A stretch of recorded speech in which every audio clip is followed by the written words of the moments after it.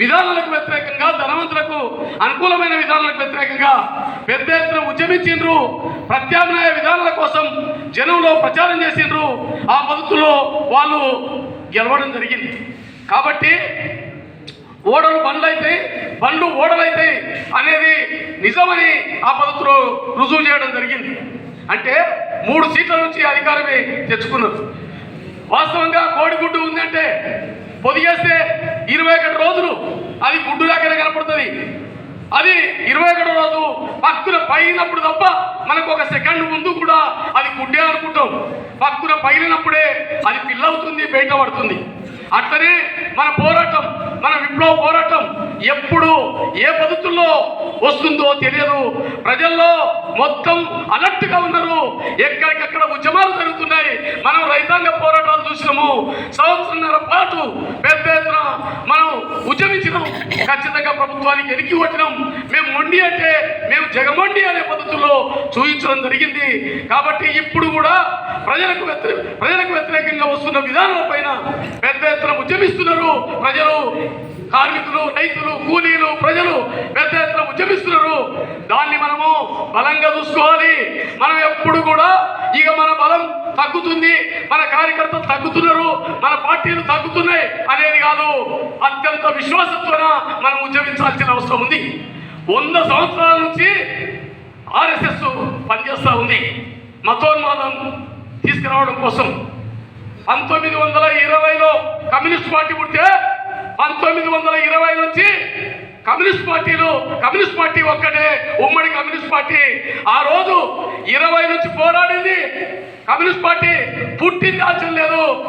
అనేక నిర్బంధాలు పెట్టి జైలుకు పంపించారు, అనేక మంది చంపేసిండ్రు. అయినా కమ్యూనిస్ట్ పార్టీ పెద్ద ఎత్తున ఉద్యమించింది. స్వాతంత్ర పోరాటంలో కీలక పాత్ర పోషించింది. 1922లోనే అహ్మదాబాదు సరస్సు, కాంగ్రెస్ సరస్సులోనే కమ్యూనిస్టులు ఒక తీర్మానం పెట్టిండ్రు. ఈ దేశానికి ఖచ్చితంగా అంటరాంతరం ఉండొద్దు అని తీర్మానం పెట్టిండ్రు. దున్నేవానికి భూమి కావాలని ఈ తీర్మానం పెట్టిండ్రు. ఈ పద్ధతిలో అనేక అంశాలపైన ఆ రోజు ఏదైతే తీర్మానం చేసిండ్రో ఆ తీర్మానాలకు కట్టుబడి ఈ రోజుకు సిపిఐ కానీ, సిపిఎం కానీ, సిపిఐ ఎంఎల్ మాస్టర్లు కానీ, ఎంఎల్ పార్టీలు కానీ ఆ తీర్మానాలకు కట్టుబడి అందరం పనిచేస్తున్నాం. అంటరాంతరం ఉండొద్దంటున్నాం, మత సామరస్యం ఉండాలంటున్నాం. ఈ దేశం భవిష్యత్తు 190 మందికి అనుకూలమైన రాజ్యం రావాలంటున్నాం. కాబట్టి మనం ఆలోచన చేయాల్సిన అవసరం ఉంది. ఈరోజు ఈ 1913లోనే హిందూ మహాసభ పుట్టింది. హిందూ మహాసభ 1913లో పుట్టింది. 1925లో ఆర్ఎస్ఎస్ పుట్టింది. ఈ ఆర్ఎస్ఎస్ పుట్టినప్పటి నుంచి వాళ్ళ ఒక్కటే సిద్ధాంతం, హిందుస్థాన్ హిందువులది, హిందూ ఉన్మాదం రెచ్చగొట్టడమే వాళ్ళ పని. కాబట్టి వాళ్ళు ఆ రోజు నిర్ణయం చేసుకున్నారు.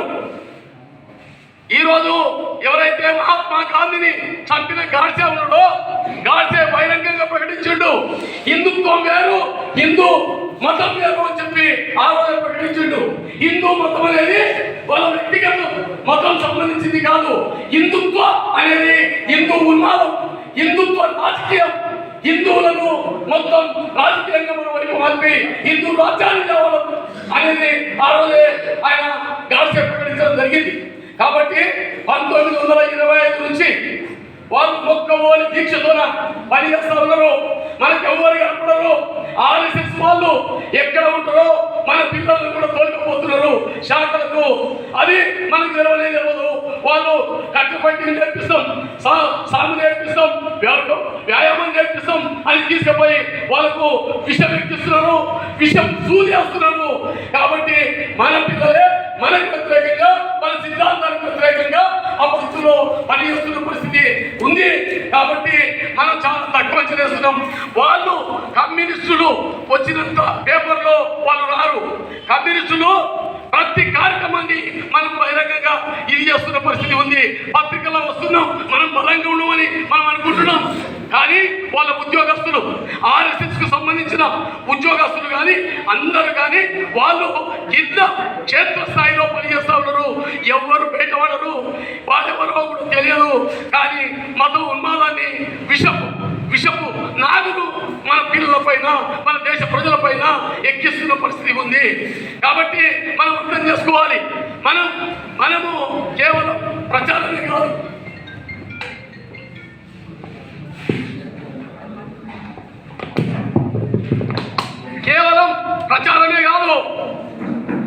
మనం ప్రధానంగా మన సిద్ధాంతాన్ని ఎక్కియాలి.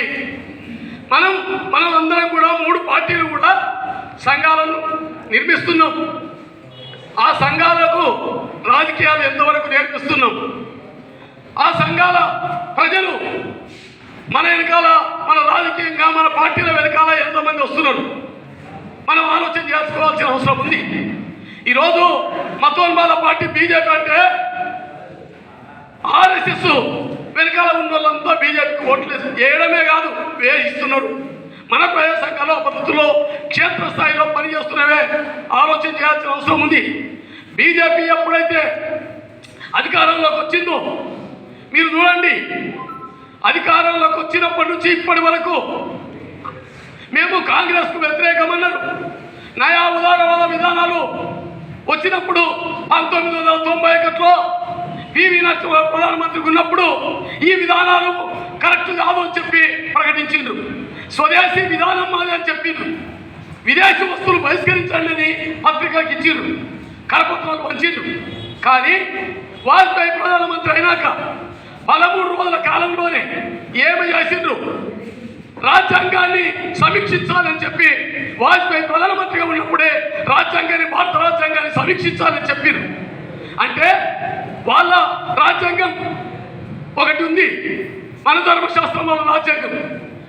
బీజేపీ రాజ్యాంగము మన ధర్మశాస్త్రం.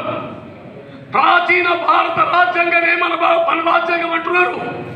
వాళ్ళు చెప్పిండ్రు, అంబేద్కర్ రాజ్యాంగాన్ని ప్రకటించినప్పుడు వాళ్ళు ఒక మాట చెప్పారు. ఆర్ఎస్ఎస్ వాళ్ళు ఆ రోజే భారతీయ జనసంఘం బీజేపీ యొక్క పూర్వ రూపం. వాళ్ళు ఒక ప్రకటన చేసిండ్రు. ఏం చెప్పిండ్రు? ఈ రాజ్యాంగం హక్కుల బొంత, ఈ రాజ్యాంగం ఈ దేశానికి పనికి రాదు అని ప్రకటించారు. మరి ఏ రాజ్యాంగం కావాలన్నారు?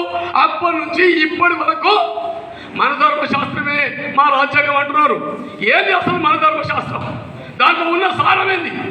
మన ధర్మశాస్త్రం అంటే బ్రహ్మ యొక్క తలలో నుంచి బ్రాహ్మణుడు పుట్టిండ్రు. వాళ్ళు మాత్రమే విజ్ఞానవంతులు, వాళ్ళు మాత్రమే తెలివివంతులు. బ్రహ్మ యొక్క భుజాల నుంచి రాజులు పుట్టిండ్రు. వాళ్ళు మాత్రమే విలువించకు అన్ని యుద్ధ విద్యలకు అర్హులు. బ్రహ్మ యొక్క తొడల నుంచి వైశ్యులు పుట్టిండ్రు. వాళ్ళు వ్యాపారం, వ్యవసాయం చేయాలి. మిగతా వాళ్ళందరూ కూడా శూద్రులు, సూదరోళ్ళు.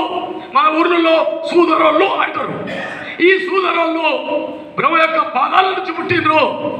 ఈ పాదాల నుంచి పుట్టిన వాళ్ళంతా 5 కులాలకు 3 కులాలకు సేవ చేయడానికి పుట్టిండ్రు అని ఆ పద్ధతిలో ప్రచారం చేయడం జరిగింది. ఇప్పటికీ మన ధర్మశాస్త్రం అదే చెప్తుంది. అంటే బ్రాహ్మణులు మాత్రం విజ్ఞానవంతులు, చదువుకు అర్హులు. బ్రాహ్మణులు తప్ప వేరే వాళ్ళు వేదాలు చదవరాదు. చదివితే నాకే పోసేయాలి. వేదాలు వినరాదు, వింటే శివుల్లో సీసం కరిగించి పోయాలి. అదేవిధంగా యుద్ధ విద్యలకు వీళ్ళు రాజు తప్ప వేరే వాళ్ళు వద్దంటే ఏకలవుడు నేను సిద్ధం నేర్చుకుంటా అని చూడచాడు పోతే నీవు సూత్రుడు ఎరకలైనవు, నీకు అర్హత లేదని చెప్పంటే ఆయన సొంతంగా నేర్చుకున్నాక ఆ విలువించను పొట్టినేరు తీసేసుకోవడం జరిగింది. కాబట్టి మనం అర్థం చేసుకోవాలి, ఇప్పటికీ అదే భావజాలంతో ఉంది బీజేపీ. మనకు విద్య ఉండవద్దు అనుకుంటుంది ఆ పద్ధతిలో. కాబట్టి మనం దానికి వ్యతిరేకంగా ప్రజల్లో చైతన్యం చేయాల్సిన అవసరం ఉంది. అదేవిధంగా బీజేపీ అంటుంది సనాతన ధర్మమే మన ధర్మం. ఏంది సనాతన ధర్మం? సనాతన ధర్మం ఏం చెప్తుంది? స్త్రీని 2వ తరగతి పౌరురాలుగా చూడాలి. అదేవిధంగా స్త్రీ పుట్టినప్పుడు బాల్యంలో తండ్రి ఆధీనంలో బతకాలి. పెరిగినాక పెళ్ళైనాక భర్త ఆధీనంలో బతకాలి. పిల్లలు అన్నాక కొడుకు ఆధీనంలో బతకాలి. ఎప్పుడు స్త్రీకి స్వేచ్ఛ లేదు. ఇది అదేవిధంగా భర్త చచ్చిపోతే భర్త స్థితిలో భార్యను చంపాలి, కాల్చి చంపాలి. సతీ సహగమనం ఉండాలి అని రాజస్థాన్లో చంపడం కూడా జరిగింది 20 నాడు. అదేవిధంగా సతీ సాగమనే కాదు, అంటరాంతరం ఉండాలంటుంది సనాతన ధర్మం. 2500 సంవత్సరాల క్రితం ఏదైతే ఉన్నదో దాన్ని అమలు చేయాలంటుంది. కాబట్టి మనం అర్థం చేసుకోవాలి, ఈ బీజేపీ అనేది ఈ రోజుకు మత ఉన్మాదాన్ని రెచ్చగొట్టు, కుల ఉన్మాదాన్ని రెచ్చగొట్టు ఆ పొద్దులో ఇది చేస్తుంది. మన తెలంగాణలో 120 మంది దళితులను హత్య చేసిండ్రు, బీసీలను హత్య చేసిండ్రు, కుల దురాంకాల హత్యలు జరిగినాయి. ఇందులో 119 హత్యలు ఒక్కడు కూడా ప్రకటించలేదు, పట్టించుకోలేదు బీజేపీ వాళ్ళు కానీ వాళ్ళ సంస్థలు కానీ, దానికి వ్యతిరేకించలేదు. 119 హత్యలను మన వామపక్షాలు, మన సంఘాలు మద్దతు ఇచ్చినాయి. వాళ్ళు కేవలం ఒకటే హత్యకు, నాగరాజుకు బీజేపీ మద్దతు ఇచ్చింది. కారణం ఏంది? అతను సావడానికి కారణం ముస్లిం నేరస్తులు కాబట్టి దాన్ని హైలైట్ చేసిండ్రు. కాబట్టి వాళ్ళ కళ్ళతోడు మత కళ్ళతోడు మతంతోన వాళ్ళ కళ్ళద్దాలు ఉన్నాయి. మన కళ్ళతోడు వర్గ దృక్పథం, వర్గ దృక్పథంతోన మనం వర్గ దృష్టితోన మనం పనిచేస్తాం. కాబట్టి దాన్ని మనం అర్థం చేసుకోవాల్సిన అవసరం ఉంది. ఈరోజు చూడండి, దోపిడీ 2 రకాలుగా జరుగుతుంది.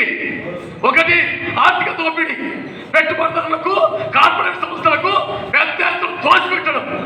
తర్వాత ఇంకో దోపిడీ, ఆ దోపిడీ కనపడకుండా మతాన్ని మనుషులకు ఎక్కించి, మత పిచ్చిని ఎక్కించి మందిని సంబంధించి విడగొట్టడం, విభజించు రాజకీయాల వాళ్ళవి, ఐక్యం చేసే రాజకీయాలు మనవి. కాబట్టి ఐక్యంగా ఉద్యమిద్దాం, ఖచ్చితంగా మన రాజ్యాన్ని సాధిస్తామని చెప్పి తెలియజేస్తూ ముగిస్తున్నాను.